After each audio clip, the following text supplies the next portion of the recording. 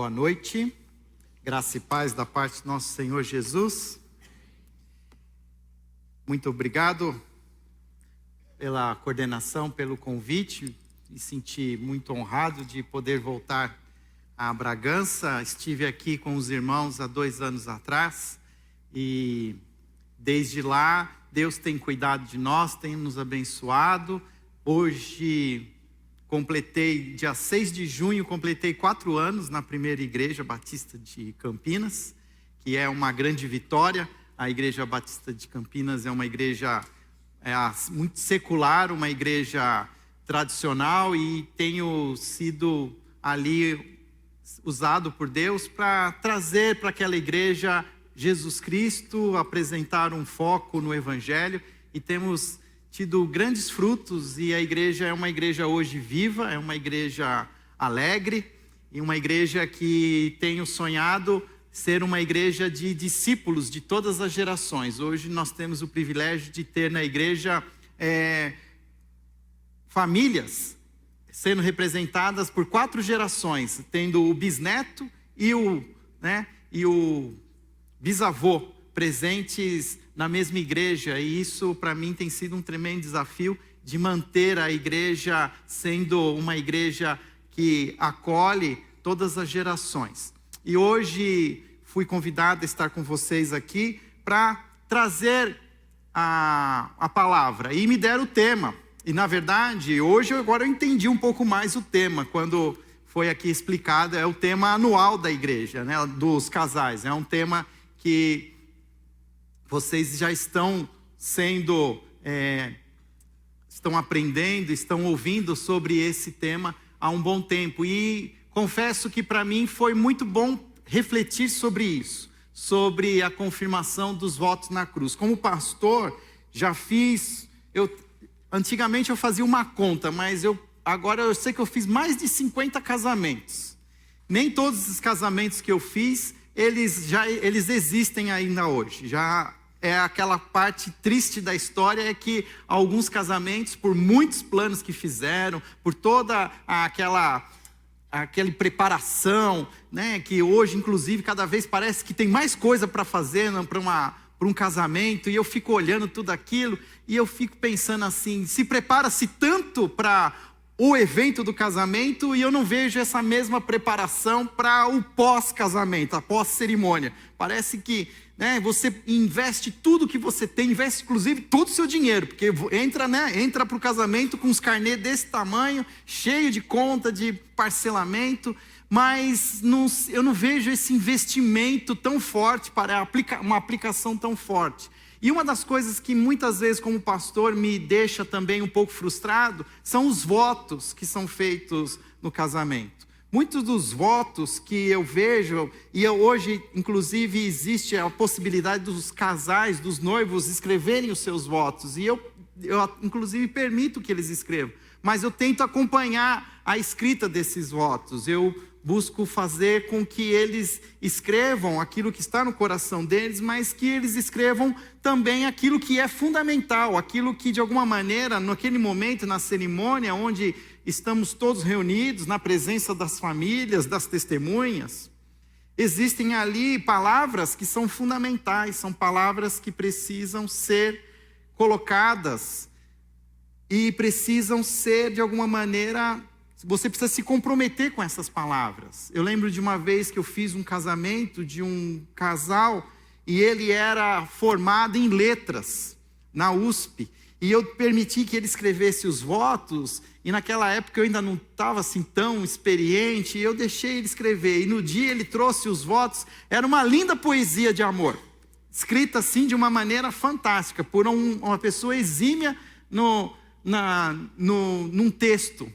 Mas era poesia pura, não tinha muita profundidade, tanto que na hora me veio assim na cabeça, e eu ainda, além dos votos que eles fizeram, eu ainda fiz assim: você promete diante da sua, da sua futura esposa, amá-la, respeitá-la? E aí eu comecei a colocar as palavras, porque eu senti que os votos estavam vazios de palavras que precisavam conter nesse voto. E na hora lá, acabei pedindo para que eles dissessem sim, inclusive, um ao outro. Enfim, que palavras são essas que precisam estar nos votos? Palavras como amar, respeitar, palavras como perdoar, palavras como, que mais? Respeito, amor, cuidado, atenção.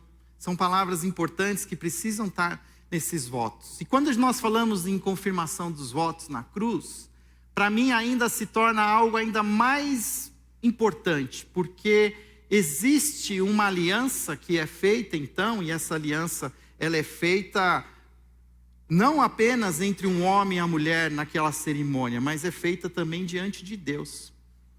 Tanto que o versículo que é o texto base desse ano, Eclesiastes, eu coloquei ele na tela, pode passar para mim, ele diz exatamente assim: quando você fizer um voto, cumpra-o sem demora, pois os tolos desagradam a Deus. Cumpra o seu voto, porque quando o escritor de Eclesiastes, o sábio escreveu Eclesiastes, na cabeça dele havia um entendimento de que nenhum voto era feito entre um ou outro sem a presença do divino, sem a presença do Deus, que coloca também ali a sua bênção.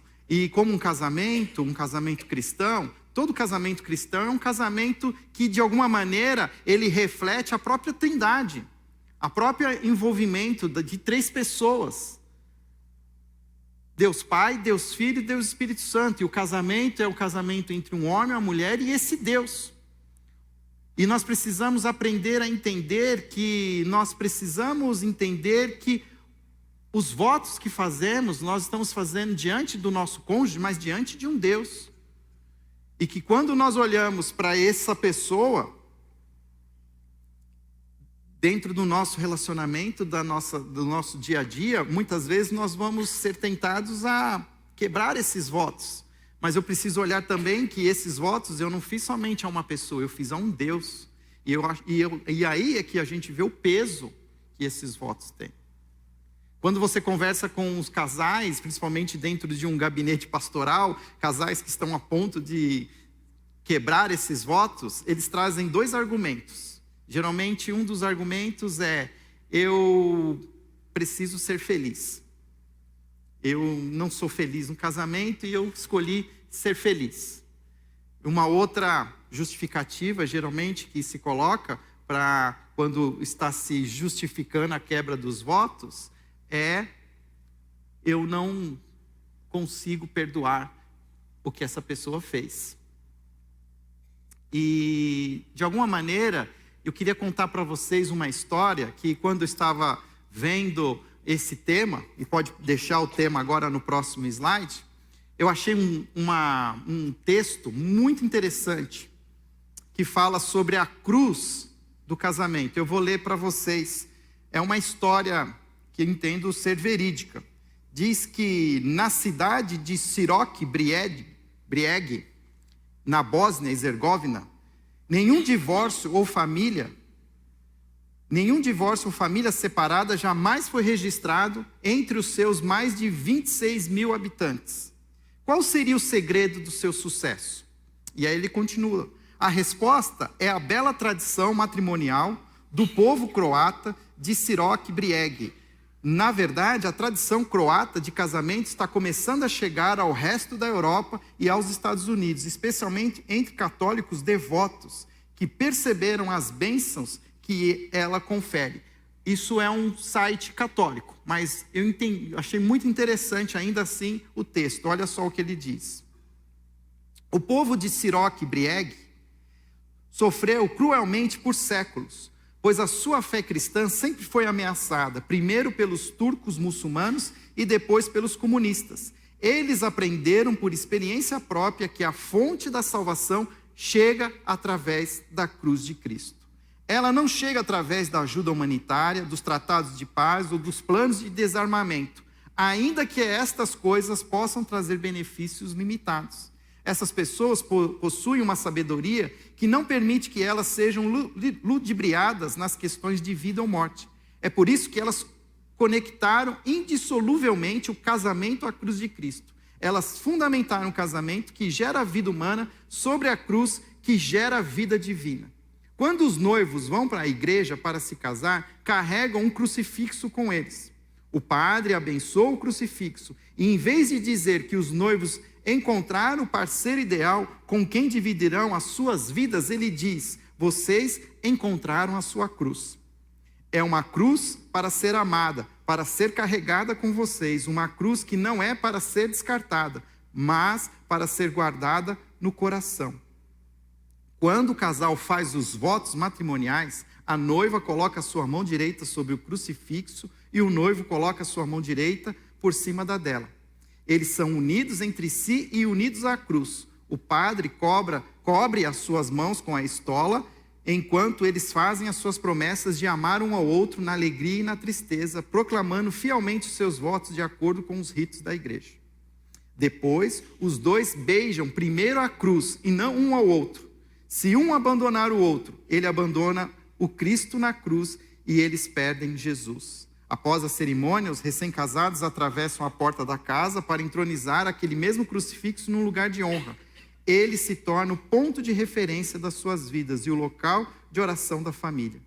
O jovem casal crê firmemente que a família nasce da cruz. O texto vai continuar, mas eu gostei do simbolismo.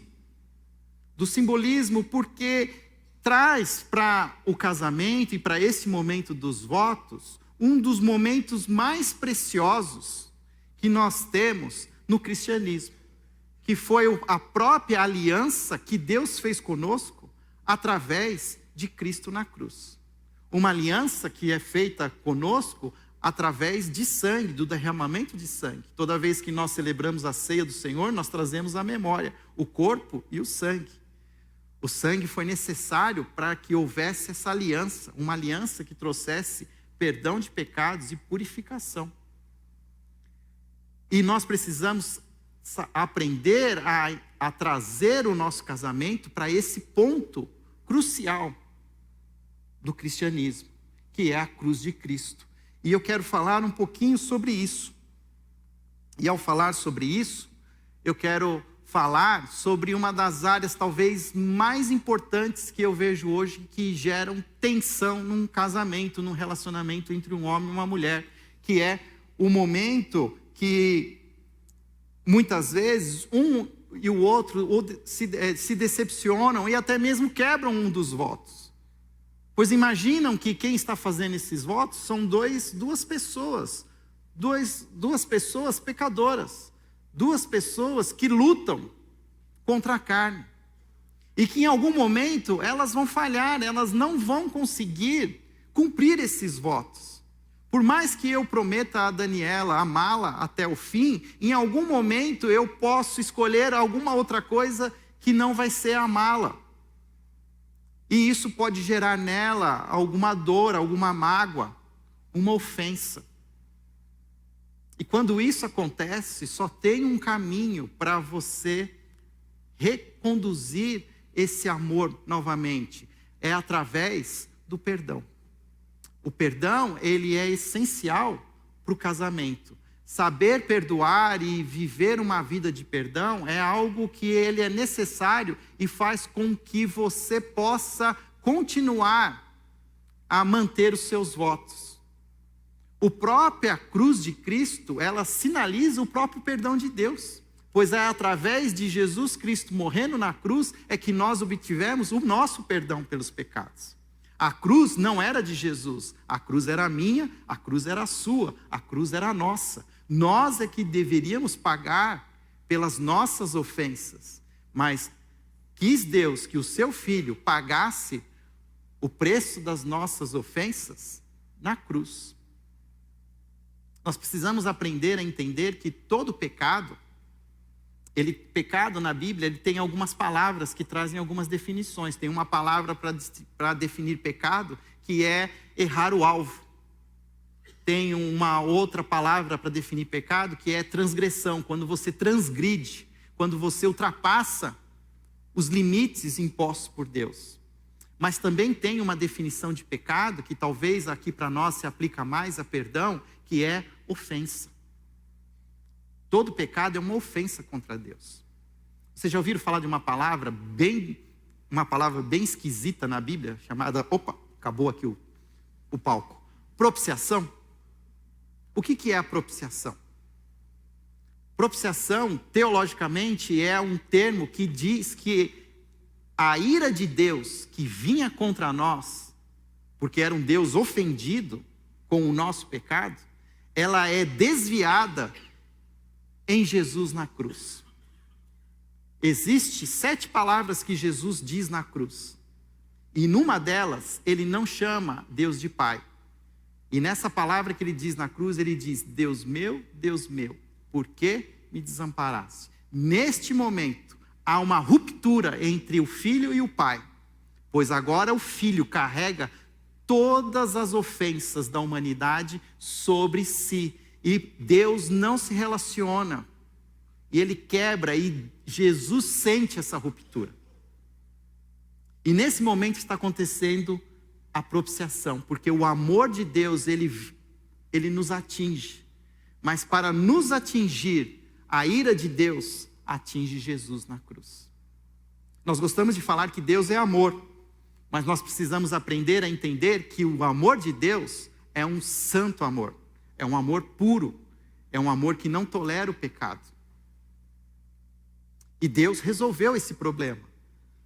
Ele trouxe Jesus que pagou o preço. O próximo slide mostra Efésios capítulo 4, versículo 31 e 32, que diz: livrem-se de toda amargura, indignação e ira, gritaria e calúnia, bem como de toda maldade. Sejam bondosos e compassivos uns para com os outros, perdoando-se mutuamente, assim como Deus os perdoou em Cristo.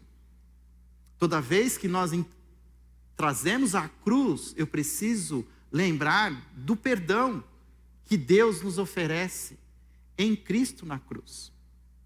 Fábio, o que isso tudo tem a ver com um casamento? Eu vou chegar lá. Próximo slide, eu trouxe aqui algumas sentenças que diz o seguinte. A primeira coisa que a gente precisa entender, que o perdão não é nada natural para o ser humano. Perdão é algo divino. Perdão não é uma coisa que nós sabemos fazer. Carnalmente falando, nós nunca temos vontade de perdoar. O perdão é divino. O perdão sustenta o universo. Na verdade, hoje nós estamos aqui porque Deus escolheu perdoar. Porque poderíamos estar hoje todos fulminados. Quem assistiu o filme Os Vingadores, Deus podia ter feito assim, e todos nós virávamos pozinhos. Por quê? Porque éramos pecadores. E o salário do pecado é a morte. Mas Deus não quis isso. Deus escolheu um outro caminho. E porque estamos vivos, porque ainda por nós ainda existe o fôlego da vida, nós podemos dizer que o perdão sustenta o universo. O que nós estamos fazendo hoje, só fazemos porque Deus escolheu perdoar. Se não bastasse isso, perdoar é uma parte importante da entrega da nossa vontade a Deus. Quando nós aprendemos a oração do Pai Nosso, o Pai Nosso, a oração, ela começa assim: Pai nosso que estais no céu, santificado seja o vosso nome, venha a nós o vosso reino, seja feita a tua vontade. Eu gosto de entender essa primeira parte como três partes: teu reino, teu nome, tua vontade. Primeiro momento de toda oração deve ser um reajuste do nosso foco, entendendo que estamos buscando alguém muito maior que nós, que tem um reino, que tem um nome e tem uma vontade. É interessante que muitas vezes as nossas orações, a gente faz oração assim: Senhor, olha, sou eu aqui, essa é a minha vontade e essas são as minhas coisas. Abençoa em nome de Jesus. Percebe que a oração, ela começa de um jeito diferente, reajustando o foco para aquilo que é importante, para quem nós vivemos e para aquele de quem depende a nossa vida. Teu reino, teu nome, tua vontade. E no meio dessa oração, o que nós vamos achar lá? Perdoa as nossas dívidas, ou dependendo da tradução, perdoa as nossas ofensas, assim como nós perdoamos a quem nos tem ofendido. Percebe a importância do perdão? O perdão é algo que eu preciso aprender a praticar, uma vez que eu estou vivo por causa desse perdão. Se não bastasse só isso, por isso constitui uma das evidências mais claras da vida transformada por Deus, ter a vida cristã. Então aqui eu acho que não ficou claro, mas eu quero explicar. Uma das evidências mais claras de uma vida transformada por Deus é alguém que tenha a prática do perdão. Pessoas geralmente muito rancorosas, pessoas magoadas, pessoas que guardam feridas, geralmente são pessoas que conhecem a Deus, amam a esse Deus, mas não conseguem muitas vezes entender totalmente o perdão de Deus. Ainda continuam sendo seus próprios deuses, porque continuam entendendo que aquilo que elas sentem ainda é mais importante do que aquilo que Deus fez por elas. Então, geralmente, são pessoas muito religiosas, são pessoas até piedosas, mas falta a ela essa vida clara de transformação de Deus através do perdão. Próximo slide diz que um dos maiores desafios, então, do casamento será a prática do perdão. Uma das principais marcas que distingue um discípulo de Jesus e membros da família de Deus é o perdão. Isso na igreja e no casamento. Se pensar agora, esquece o casamento. Quais são as grandes crises que acontecem na igreja? Quem são as pessoas que saem da igreja? Saem magoadas, saem frustradas, saem decepcionadas, saem ofendidas. Todo relacionamento gera intimidade. Toda intimidade vai gerar conflito. Não tem como. De novo, somos todos pecadores, somos todos carentes da graça de Deus. Assim como no casamento, como na igreja, é essencial a prática do perdão. Pessoas que aprendem a perdoar são pessoas que vivem melhor dentro da igreja, como também melhor em seus casamentos. E eu queria falar um pouco mais sobre isso a partir de uma lição que Jesus traz sobre o perdão. Jesus e o perdão. Jesus fala várias vezes sobre perdão. No Sermão do Monte, como na oração do Pai Nosso, que é contida no Sermão do Monte, Jesus fala pelo menos 2 vezes sobre perdão. Mas tem um momento em que Jesus fala mais ainda claramente. Próximo slide vai citar essas 2 vezes que Jesus tratou do perdão no Sermão do Monte, em Mateus capítulo 5, versículo 23 e 26, e no capítulo 6, 12, 14 e 15. Ele deixa claro que em seu reino, relacionamentos são mais importantes que religião. E quando Jesus fala isso no Sermão do Monte, além da oração do Pai Nosso, é quando ele diz assim: quando você for até o altar entregar a sua oferta, se você lembrar que existe um irmão e tem alguma ofensa, existe alguma dívida, você deixa a sua oferta e vai tratar com seu irmão primeiro. E isso deixa claro que Jesus se interessa mais pelos nossos relacionamentos do que pelas nossas práticas religiosas. É preferível não entregar nada no altar, é preferível não ter nada para colocar como sinal de adoração e resolver o problema que tem com o irmão. E eu tenho visto cada vez como pastor, como nós temos cada vez mais dificuldade em relacionar. E essa coisa hoje, com essa pulverização de igrejas, então, quando a gente não tem mais ambiente, o que a gente faz? A gente muda de igreja. Quando não concorda mais com o pastor, né, ficou frustrado com o Luiz como coordenador, não gostou do local onde ele escolheu para fazer o próximo encontro, aí a gente faz o quê? A gente vai adorar em outro lugar e quebra o relacionamento. E olha o que Jesus está dizendo.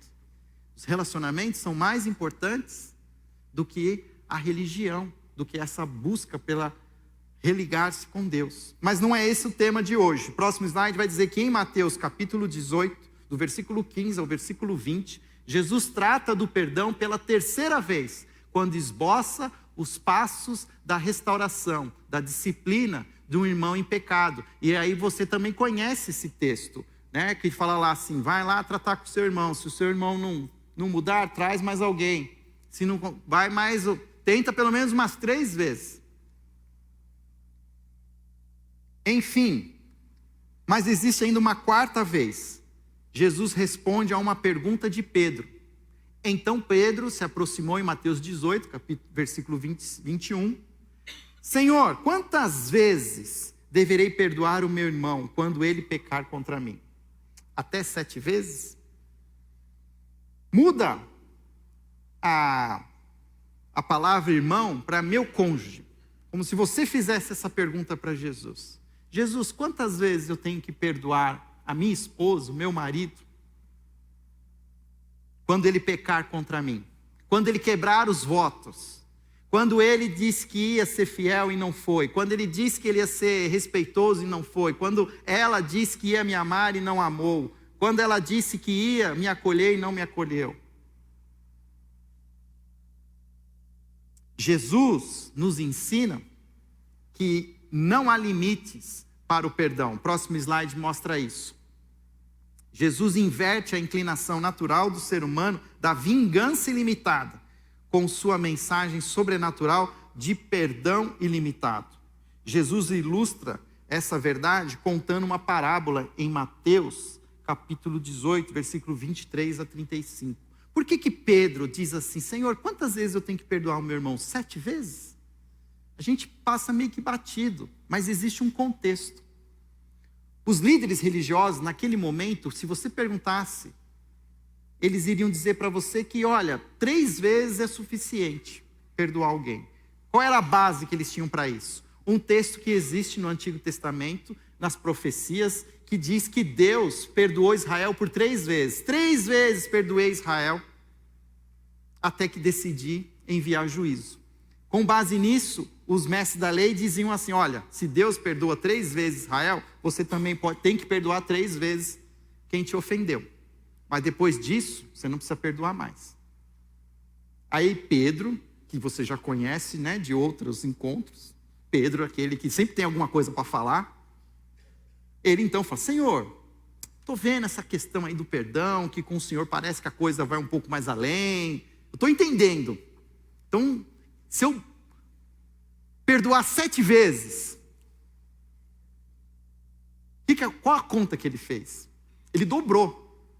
Só que chegou no número 6. 6 é um número feio, cabalístico, né? Para o judeu. Aí ele falou, então vou pôr um número perfeito, 7. Eu ponho mais uma ainda, né? Como eu estou gracioso. 7 vezes, Senhor. E aí o que a gente sabe que Jesus respondeu? Não apenas 7, mas 70 vezes 7. E Jesus usou o mesmo número para fazer uma conta matemática que na cabeça de um judeu é entendido como não tem fim, não tem limites, é ilimitado. Você tem que perdoar todas as vezes que for necessário. E Jesus, na sua fantástica pedagogia, tem uma das coisas que eu mais gosto em Jesus, que são as parábolas que ele conta. As parábolas são verdades espirituais sendo retratadas a partir de uma realidade conhecida. E olha só que interessante a parábola que ele conta para ilustrar isso. Está lá em Mateus 18, 23 a 26. Eu trouxe aqui para vocês podem acompanhar a leitura. Diz assim, por isso, o reino dos céus é semelhante a um rei que resolveu ajustar contas com seus servos e, passando a fazê-lo, trouxeram-lhe um que lhe devia 10.000 talentos. Não tendo ele, porém, com que pagar, ordenou o Senhor que fosse vendido ele, a mulher, os filhos e tudo quanto possuía, e que a dívida fosse paga. Então o servo prostrou-se, reverente, e rogou, sê paciente comigo, e tudo te pagarei. E o senhor daquele servo, compadecendo-se, mandou embora e perdoou-lhe a dívida. Saindo, porém, aquele servo, encontrou um dos seus conservos, que lhe devia 100 denários. E agarrando-o, o sufocava, dizendo, pague-me o que me deves. Então o seu conservo, caindo-lhe aos pés, lhe implorava, sê paciente comigo e te pagarei. Ele, entretanto, não quis. Antes, indo-se, o lançou na prisão, até que saldasse a dívida. Vendo seus companheiros o que se havia passado, entristeceram-se muito e foram relatar ao seu senhor tudo o que acontecera. Então o seu senhor, chamando-lhe, disse: servo malvado, perdoei-te aquela dívida toda porque me suplicaste. Não devias tu igualmente compadecer-te do teu conservo, como também eu me compadeci de ti? E indignando-se, o seu senhor o entregou aos verdugos, até que lhe pagasse toda a dívida. Assim também, meu Pai Celeste vos fará, se do íntimo não perdoardes cada um dos seus irmãos. O que Jesus quer nos ensinar com essa parábola? Ela teve um propósito a partir da pergunta de Pedro. Não é somente 7, Pedro, são 70 vezes 7. Deixa eu te contar uma história. Jesus está aqui nos ensinando, na verdade, que não há limites para o perdão. E se você está contando, você não está perdoando. Toda vez que você apresenta uma conta para o seu cônjuge, é porque ainda não foi paga essa conta. Você ainda quer que essa conta seja paga. Quando nós perdoamos, nós fazemos o quê? Nós rasgamos aquela conta. Eu vou falar um pouco mais sobre um mito daqui a pouco. Que perdão não é esquecer. Mas o que nós fazemos, nós anulamos aquela dívida quando nós perdoamos. Lembra que o tema fala dos votos na cruz. As nossas dívidas foram anuladas, foram perdoadas na cruz. E Jesus vai trazer essa realidade agora. Quando ele fala sobre um devedor, é o próximo slide. Um devedor e sua dívida impagável. Você sabe quanto é 10 mil talentos de prata? Não, você não sabe. Em algumas traduções mais modernas, vai dizer assim, uma grande quantidade. Mas eu fiz a conta. Eu entrei lá na cotação, fui saber primeiro quanto valia um talento em peso e quanto vale a prata no mercado de hoje. É alguma coisa em torno de pelo menos R$500 bilhão. Aquela última Mega Sena que foi acumulada, que todo mundo só falava daquilo, é metade desse valor. E estava todo mundo alucinado para ter aquele dinheiro no bolso. Por que Jesus colocou 10 mil talentos de prata? Porque ele queria mostrar que a dívida dessa pessoa era impagável. Ele diz, olha Senhor, se eu tiver misericórdia de mim, eu vou pagar. Mas não tem como pagar. Ele, com uma vida só, era insuficiente pagar toda aquela dívida. Era uma dívida impagável. E o que nós vamos ver, e o que diz ali, que o pecado vai criar isso conosco, uma dívida que é impagável diante de Deus. Somos muitas vezes ignorantes quanto ao real tamanho da nossa dívida para com Deus. Nós simplesmente não percebemos que nós não podíamos pagar a nossa própria dívida. O que Jesus está mostrando é a nossa realidade. A realidade de quem se apresenta diante desse Senhor e não tem como pagar a sua dívida, o preço do seu pecado. E esse Deus, na sua graça, Ele decide nos absolver da dívida. A parábola não mostra isso, mas nós sabemos que na realidade espiritual, a dívida foi perdoada, mas alguém pagou por ela. Jesus pagou por ela na cruz. Você não vai pagar, mas o meu filho vai pagar. Jesus agora nessa parábola está querendo mostrar essa realidade. O rei, versículo 27, o soberano, ele absorve todo o prejuízo. E o prejuízo não era dele, mas ele assume. E ao assumir esse peso, o preço do pecado, que exige o quê? Morte, Jesus morre, ele absorve essa dívida. Por que Jesus morre na cruz? Porque o salário do pecado é a morte. Jesus não podia, Deus simplesmente podia falar, tá bom, tá perdoado. Acabou, a partir de hoje, está zerado. Não, porque lembra, é o santo amor de Deus.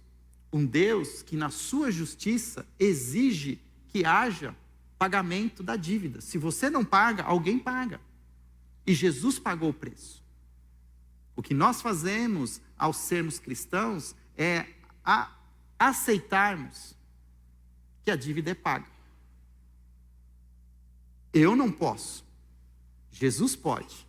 Se eu deixar, eu preciso permitir que essa dívida seja entregue. É quando nós então entregamos as nossas vidas a Jesus.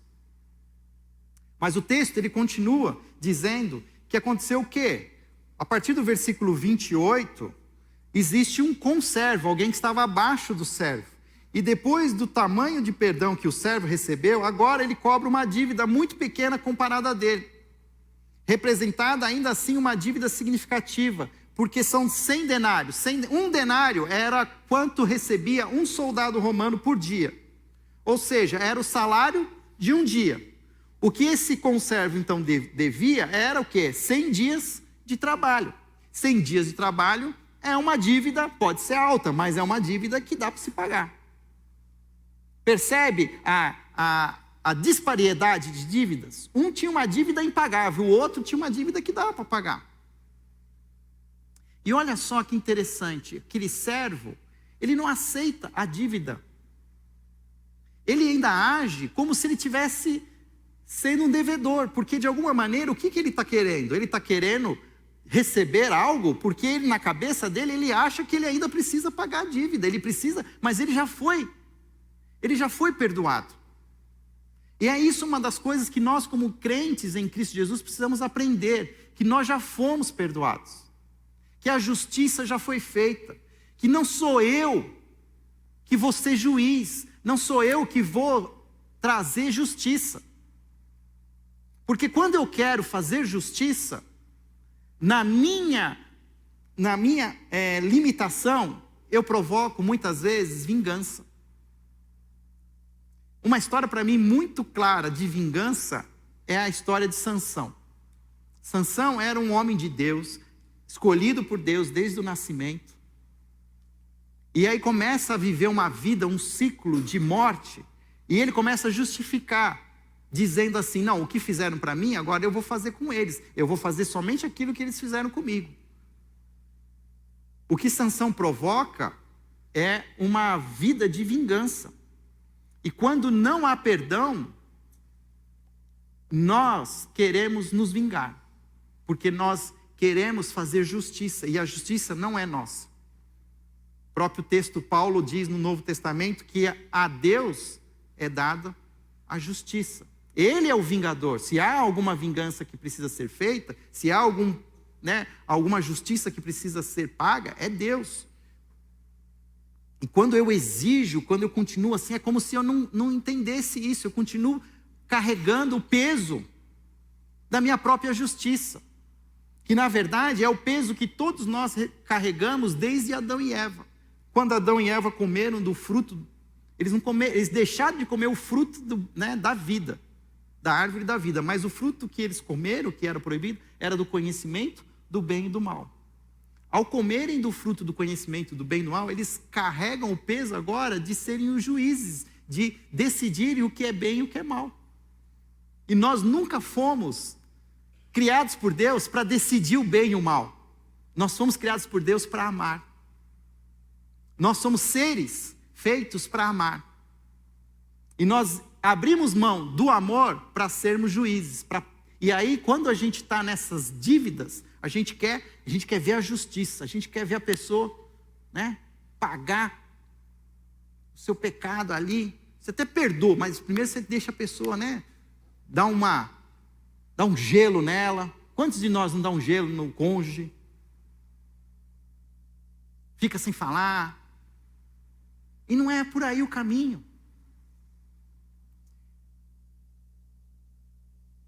A dívida era uma dívida significativa, 100 dias de trabalho. E o que acontece depois? Nós vamos ver que o Senhor reconhece, vê aquela situação e Ele chama de novo. o servo e ele diz: olha, você não entendeu nada. Eu já tinha perdoado você. Você não tinha mais dívida nenhuma. Você não precisa ficar cobrando os outros, porque a sua conta já está limpa. Por que você continua cobrando? Mas por que você fica cobrando? Então agora você vai pagar, você vai ficar preso. E a conclusão preocupante, versículo 32 a 35, é que o rei reafirma que perdoou a imensa dívida do Senhor. Ou seja, a dívida dos perdoados é perdoar. Porque eu fui perdoado, eu preciso agora, é minha obrigação perdoar. Assim como eu fui perdoado por uma dívida impagável do meu pecado, eu agora preciso aprender a perdoar. E a primeira pessoa que eu preciso aprender a perdoar é o meu cônjuge, aquele que vive ao meu lado. É aquele que me frustra, é aquele que não às vezes não alcança, né, não satisfaz atinge as minhas expectativas. É aquele que prometeu nos votos e não está cumprindo. E é aí que eu preciso aprender. E se nós entendêssemos essa dinâmica, nós estaríamos mais prontos para viver a vida do casamento que Deus deseja de nós. Aqui eu quero dar alguns esclarecimentos. O próximo slide vai mostrar isso. Que eu falei já logo lá no começo. Perdoar e esquecer é mito. O que significa isso? Significa que muitas vezes exigem de nós que nós esqueçamos aquilo que foi feito. E nós, na verdade, precisamos aprender a entender que nós eliminamos aquilo, mas aquilo talvez continue na nossa memória. Porque muitas vezes, alguns de nós seremos abusados fisicamente, abusados moralmente. Se alguém chega no meu gabinete e fala para mim assim: pastor, eu estou sofrendo abusos físicos do meu marido há tanto tempo, o que eu faço? Primeira coisa que eu vou falar para ela assim: perdoa o seu marido. Perdoa o seu marido, e assim que você conseguir perdoar o seu marido, a gente vai junto na delegacia da mulher e nós vamos acusar o seu marido com base nas leis que existem, para que haja justiça. Porque até que ela não perdoe o seu marido, ela pode estar em algum momento, ela pode querer fazer justiça. Pode fazer um café com veneno, pode ter uma faca ali na hora errada, no lugar errado. Percebe que o perdão, ele desarma a bomba. Mas a crise, ela pode então ser administrada a partir da justiça. Porque lembra que todo pecado, toda a crise que nós temos, ela gera uma ofensa. E nós, os ofendidos, queremos, né, de alguma maneira, termos a ofensa paga.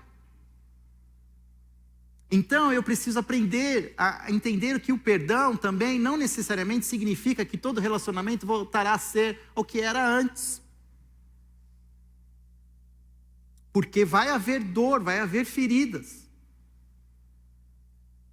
Num momento muito difícil, que talvez seja a parte mais grave de um casamento, que é a infidelidade, qual é o processo de restauração? É o processo do perdão.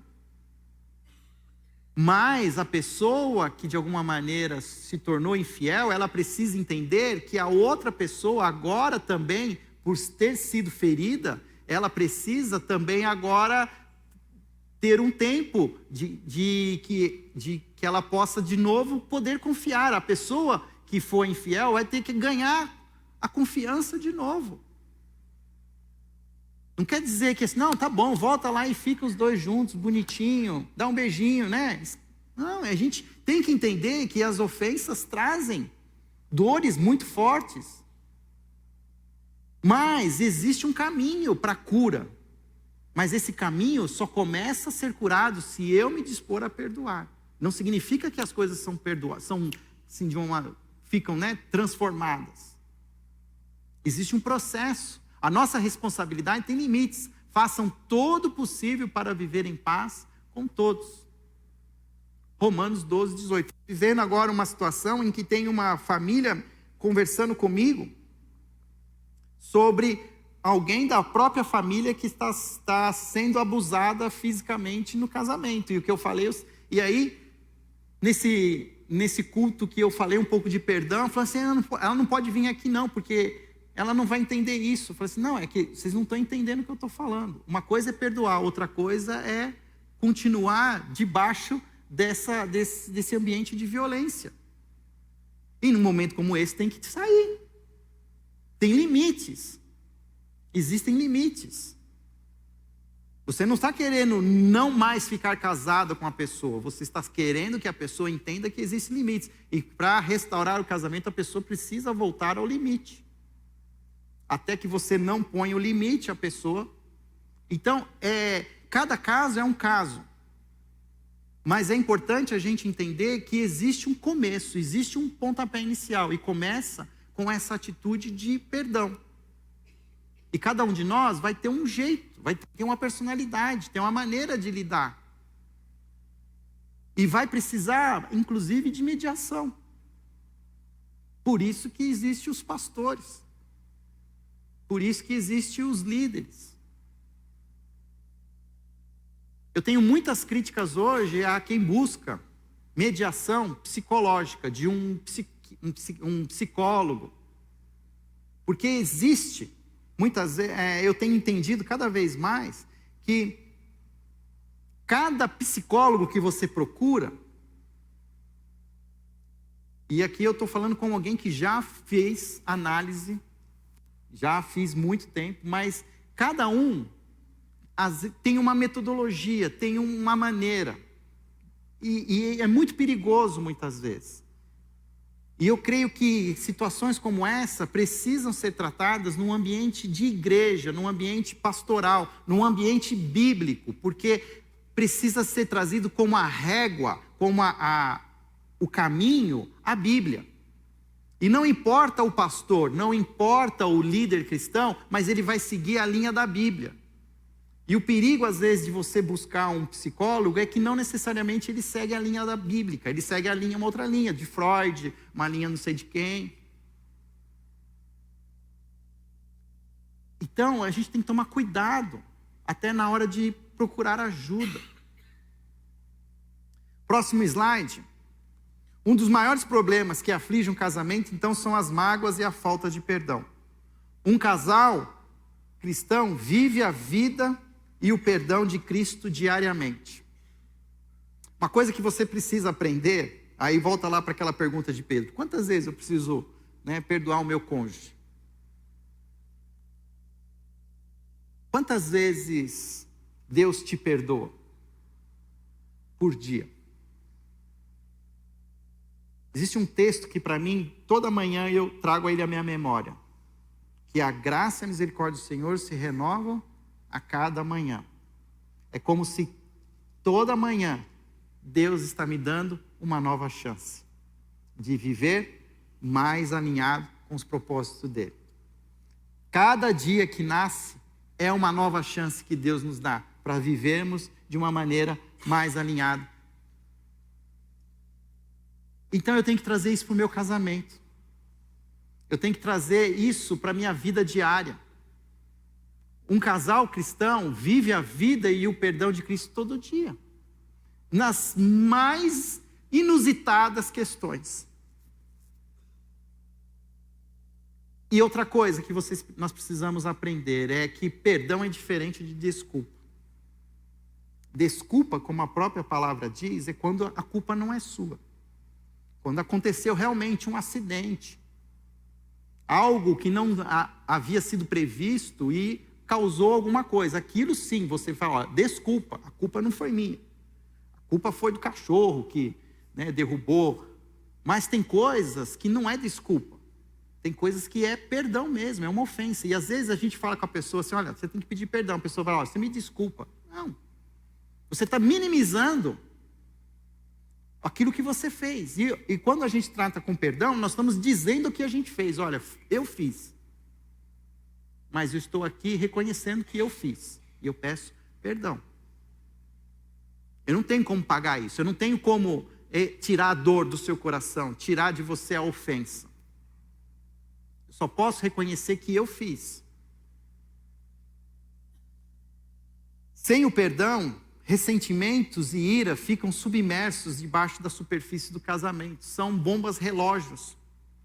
E aí as pessoas vão guardando, guardando, guardando, e de repente aquilo explode. E quando aquilo explode, pode ser que não seja possível recolher os pedaços. Cada crise que a gente tem, cada dificuldade, cada atrito, precisa ser resolvido, por menor que ele seja. Precisa ser reconhecido. A gente precisa desarmar essa bomba que nós, de alguma maneira, armamos no coração do nosso cônjuge.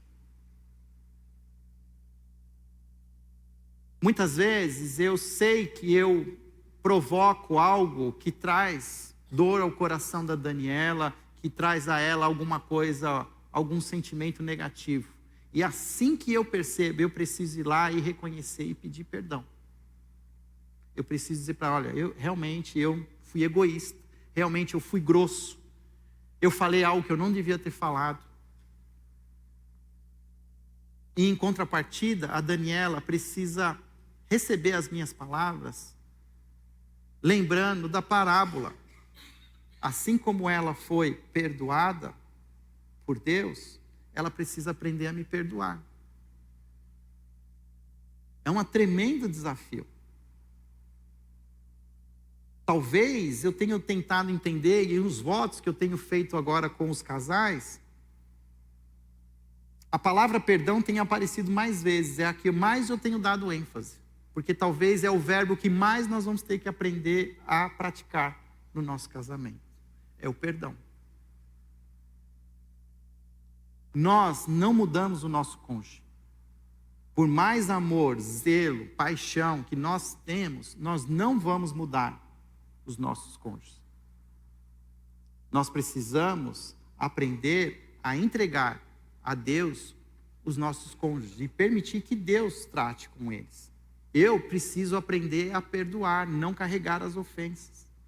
E se a coisa fica muito pesada, eu vou pedir ajuda, eu vou pedir aconselhamento, quero entender, me ajuda, pastor, não estou entendendo, está muito pesado, não quero nem ver mais a cara desse cidadão na minha frente, nem pintar de ouro. Mas nós precisamos falar, nós precisamos pôr para fora aquilo que está acontecendo. Porque isso é algo que realmente, muitas vezes, eu já fiz algumas coisas com a Daniela que ela não queria me ver, nem pintar de ouro na frente dela. Tive que pedir ajuda para o pastor da igreja, que eu era um dos pastores já.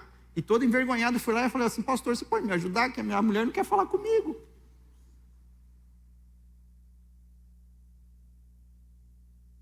Precisava de alguém que alcançasse o coração dela, porque o coração dela estava fechado para mim. Mas a gente precisa ir atrás, lutar. Quem nunca experimentou o perdão total em Cristo Jesus, não será capaz de perdoar o outro. Mas aquele que vive como perdoado, será capaz de estender o perdão ao outro. É uma coisa fácil? Não é fácil. Talvez é um dos maiores desafios de um casamento. Próximo slide, está terminando, diz assim: praticamos o perdão não por amor a nós mesmos, mas por amor a Jesus, que nos perdoou uma dívida infinita de pecado. É uma responsabilidade de todo cristão aprender a perdoar.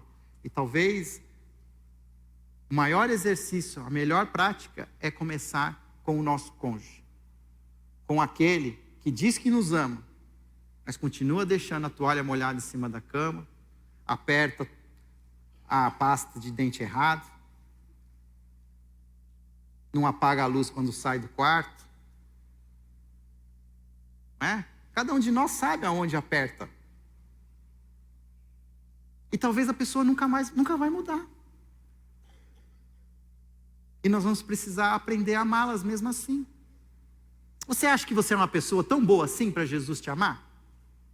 Você teve que mudar alguma coisa para Jesus te perdoar? Jesus nos perdoou antes mesmo de nós termos cometido qualquer ofensa. Quem somos nós para pedir algo em troca do nosso amor? Por isso que é algo divino. só são capazes de perdoar plenamente aqueles que têm um relacionamento íntimo com Jesus, com o seu Espírito Santo, na presença do Pai. Toda vez que nós abrimos mão desse relacionamento, o segundo relacionamento que nós vamos quebrar é o do nosso casamento. Para terminar, então, a confirmação dos votos, eles têm tudo a ver com a cruz. Toda vez que você não conseguir olhar para o seu marido, para a sua esposa, olha para a cruz de Cristo. Olha para Jesus. Olha para aquele que abriu mão do seu poder, da sua divindade. Se limitou a um ser humano, mortal, e morreu, derramando seu sangue por mim e por você. Nós precisamos crer nesse perdão para as nossas vidas. Se nós não vivermos debaixo desse perdão, nós continuaremos sendo os juízes das nossas próprias vidas. E seremos muito, muito, muito tristes. Muito, muito carrancudos. Nós precisamos aprender a viver a vida de uma maneira mais leve, debaixo da graça e do amor do Senhor Jesus. Amém? Feche os seus olhos, nós vamos orar. Senhor, tudo aquilo que eu falei hoje é muita coisa, Pai, talvez, comparado a tudo aquilo que a gente tem no coração. Eu realmente, ó Pai, não tenho noção daquilo que passa nos corações daqueles que estão aqui hoje. Talvez ainda haja aqui muita dor, haja mágoa escondida, há ofensas que não foram tratadas, há pecados, Senhor, enormes, que não foram confessados. Mas eu creio, ó Pai, que o Teu Espírito Santo é capaz de nos ajudar a discernir todas essas coisas. É capaz de nos convencer do pecado, da justiça e do juízo. Que o Teu Espírito Santo continue sondando os nossos corações. Se há algo, Senhor, em nós ainda oculto, que possamos buscar, Senhor, a reparação. Possamos, ó Pai, debaixo do Teu cuidado, debaixo da consolação do Teu Espírito Santo, achar o caminho da reparação, do perdão, para que possamos viver, ó Pai, vidas, casamentos, de maneira como o Senhor deseja que vivamos, da maneira como o Senhor nós declaramos nos votos do nosso casamento há tantos anos atrás. Que o Senhor resgate em nós essa paixão pela cruz de Cristo, a ponto de nós entendermos o nosso chamado em sermos homens e mulheres casados em Cristo Jesus. Por isso nos dê a sua graça, do seu amor, da sua sabedoria. Senhor, eu tenho aprendido a orar buscando a serenidade para aceitar as coisas que eu não posso mudar, mas também a coragem para mudar aquelas que eu posso. Dê, Senhor, sabedoria para distinguirmos.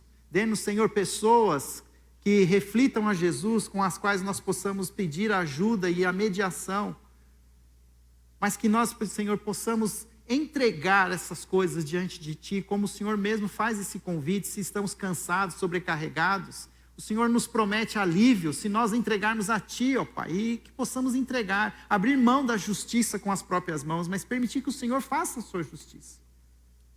Assim como o Senhor fez um dia com Jesus na cruz por nós.